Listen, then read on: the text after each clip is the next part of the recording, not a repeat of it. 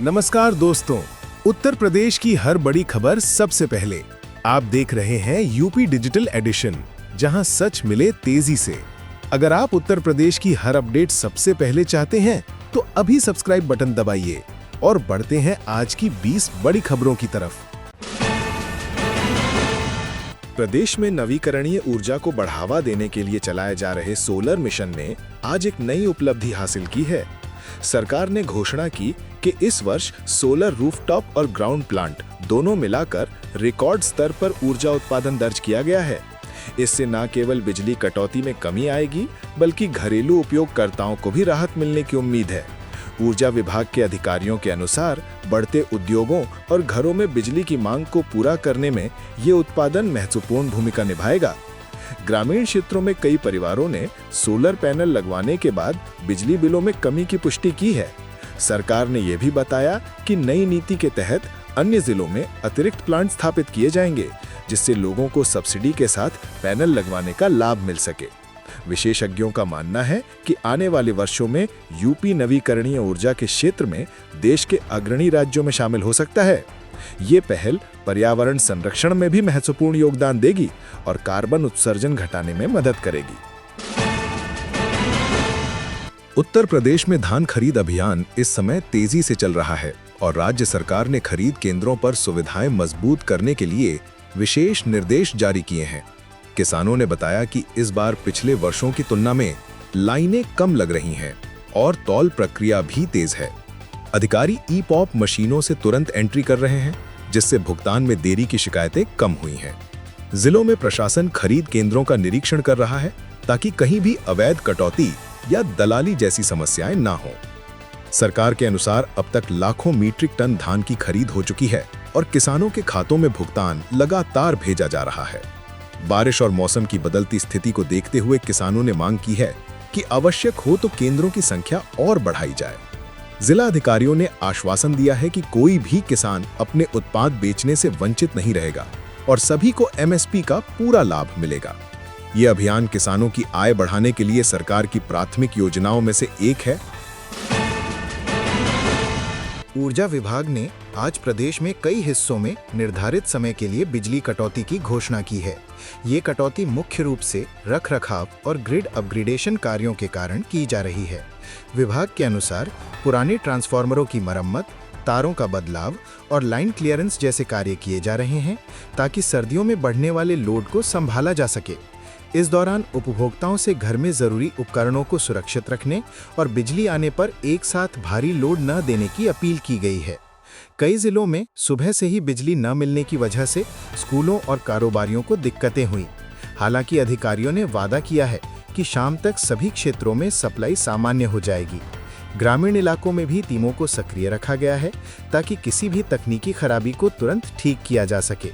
विभाग का दावा है कि ये पूरा कार्य प्रदेश में निर्बाध बिजली आपूर्ति सुनिश्चित करने की दिशा में एक महत्वपूर्ण कदम है और आने वाले महीनों में इसके सकारात्मक परिणाम मिलेंगे। प्रदेश सरकार ने जीएसटी और वैट बकाया राशि वसूलने के लिए एक विशेष अभियान चलाया है, जिसके तहत हजारों व्यापारियों को नोटिस भेजे जा चुके हैं। अधिकारियों का कहना है कि कई व्यापारी लंबे समय से टैक्स जमा नहीं कर रहे थे, जिससे राजस्व प्रभावित हो रहा था।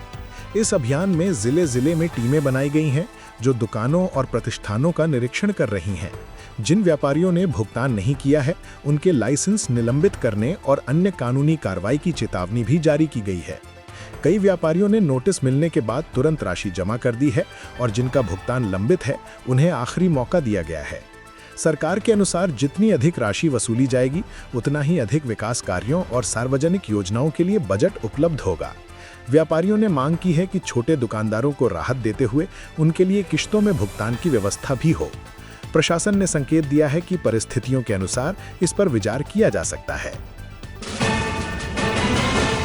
राज्य में ठंड का प्रभाव लगातार बढ़ रहा है और सुबह शाम घना कोहरा छाने लगा है। मौसम विभाग का अनुमान है कि अगले कुछ दिनों तक तापमान में और गिरावट हो सकती है। कई जिलों में विजिबिलिटी कम होने से सड़क दुर्घटनाओं का खतरा बढ़ गया है, जिस पर यातायात विभाग ने अलर्ट जारी किया है। बस चालकों और निजी वाहन चालकों से अपील की गई है कि वे फॉग लाइट का उपयोग करें और गति धीमी रखें। दूसरी ओर स्वास्थ्य विभाग ने बच्चों, बुजुर्गों और अस्थमा हृदय रोगियों को विशेष सावधानी बरतने की सलाह दी है। अस्पतालों में सर्दी, बुखार और सांस की दिक्कत वाले मरीजों की संख्या बढ़ी है। कई स्कूलों में सुबह की प्रार्थना सभा बंद कर दी गई है और बच्चों को स्वेटर जैकेट अनिवार्य करने के निर्देश दिए गए हैं। लोगों से सुबह जल्दी बाहर निकलने से बचने और गर्म पानी का उपयोग करने की अपील भी की गई है। विभाग ने आश्वासन दिया कि ठंड से निपटने के लिए सभी जिलों में दवाइयां और चिकित्सा सुविधाएं उपलब्ध करा दी गई हैं। चक्रवात दितवाह के चलते देश के कई हिस्सों में मौसम में बदलाव देखने को मिल रहा है और इसका हल्का प्रभाव उत्तर प्रदेश तक पहुंचने की संभावना जताई गई है। मौसम विभाग के अनुसार तेज हवाएं और हल्की बारिश प्रदेश के कुछ पूर्वी जिलों में संभव है। कृषि विभाग ने किसानों को सलाह दी है कि कटाई गहाई की फसलों को सुरक्षित रखें और खुले में रखे दानों को ढक कर रखें। कुछ जिलों में प्रशासन ने आपदा प्रबंधन टीमों को अलर्ट पर रखा है ताकि किसी भी आकस्मिक स्थिति से तुरंत निपटा जा सके। पिछले दिनों तेज हवाओं के कारण कई क्षेत्रों में पेड़ गिरने और बिजली लाइनों को नुकसान पहुंचा था, इसलिए विद्युत विभाग ने भी निगरानी बढ़ा दी है।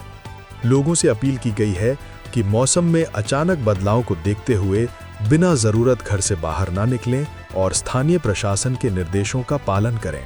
ये सतर्कता इसलिए बढ़ाई गई है ताकि किसी भी प्रकार की जनहानि या संपत्ति नुकसान को रोका जा सके और स्थिति सामान्य बनी रहे। प्रदेश में आधार कार्ड को जन्मतिथि प्रमाण के रूप में स्वीकार करने को लेकर जारी भ्रम को आज सरकार ने स्पष्ट कर दिया है। नए आदेश के अनुसार अब किसी भी सरकारी विभाग में आधार को जन्मतिथि प्रमाण के रूप में स्वीकार नहीं किया जाएगा। जन्म प्रमाण पत्र, स्कूल रिकॉर्ड या नगर निगम से जारी दस्तावेज ही मान्य होंगे। अधिकारियों ने बताया कि कई लोग आधार में जन्मतिथि बदलकर गलत तरीके से सरकारी योजनाओं का लाभ लेने की कोशिश कर रहे थे, जिसके कारण ये निर्णय लिया गया। इससे दस्तावेजों की पारदर्शिता और रिकॉर्ड की विश्वसनीयता बढ़ेगी। स्कूलों, कॉलेजों और सरकारी भर्ती प्रक्रियाओं में भी अब केवल आधिकारिक प्रमाण पत्र ही स्वीकार होंगे। आम जनता को सलाह दी गई है कि यदि उनका जन्म प्रमाण पत्र नहीं बना है तो वे जल्द से जल्द नगर निगम में आवेदन करें।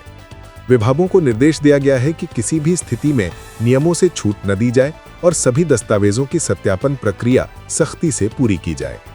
यह फैसला पहचान के दुरुपयोग को रोकने हेतु महत्वपूर्ण माना जा रहा है।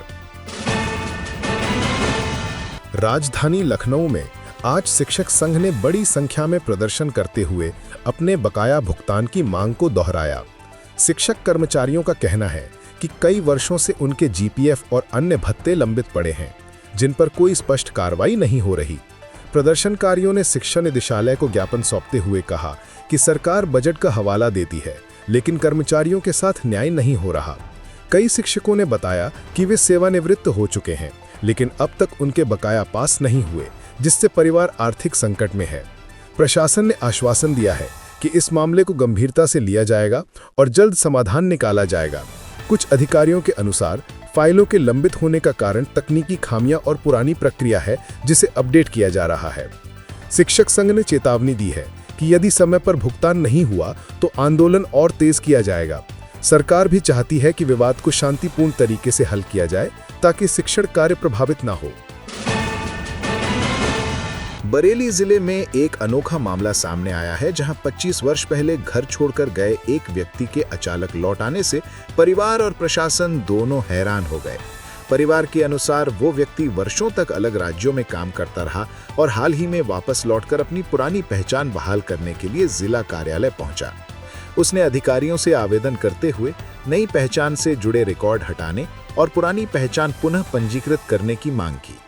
प्रशासन ने उससे आवश्यक दस्तावेज और सत्यापन प्रक्रिया पूरी करने के लिए समय मांगा है। परिवार वालों ने भी गांव में धार्मिक विधि के अनुसार उसका स्वागत और शुद्धिकरण करवाया। स्थानीय लोगों में इस घटना को लेकर चर्चा बनी हुई है। अधिकारियों का कहना है कि ऐसे मामलों में कानूनन प्रक्रिया का पालन करना अनिवार्य है ताकि भविष्य में किसी भी प्रकार का विवाद न उत्पन्न हो। व्यक्ति का दावा है कि वो अब स्थायी रूप से परिवार के साथ रहना चाहता है और नई शुरुआत करना चाहता है।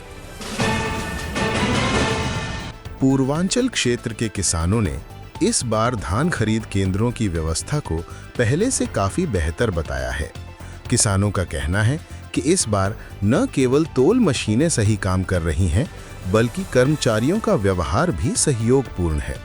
कई किसानों को उनके धान का भुगतान निर्धारित समय के भीतर मिल गया है, जिससे उन्हें अगली फसल की तैयारी में आसानी हो रही है।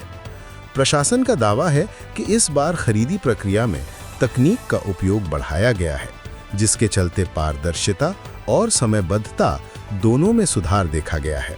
कुछ जिलों में केंद्रों की संख्या बढ़ाने से भी भीड़ कम हुई है।